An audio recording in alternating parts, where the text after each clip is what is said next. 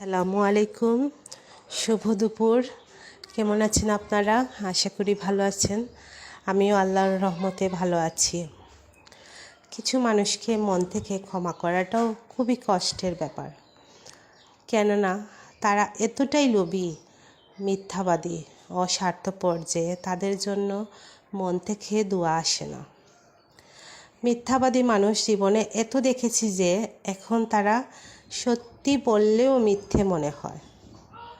সবসময় মনে রাখবেন, দু ধরনের মানুষের সংস্পর্শে যাওয়া ঠিক না। 1 নাম্বার হলো স্বার্থপর লোভী, আর 2 হলো মিথ্যাবাদী। স্বার্থলোভী মানুষকে কখনো মনে জায়গা দিতে নেই। স্বার্থ ফুরিয়ে গেলে তারা দূরে সরিয়ে দিতেও দ্বিতীয়বার চিন্তাভাবনা করে না। বেঈমান আর স্বার্থপর লোক কখনো নিজের ভালো ছাড়া অন্যের অনুভূতি বুঝে না। হোকের মানুষ, তাও সে কোনো দ্বিধাবোধ করবে না। স্বার্থের কাছে মানুষের নিজের রক্ত পর হয়ে যায়।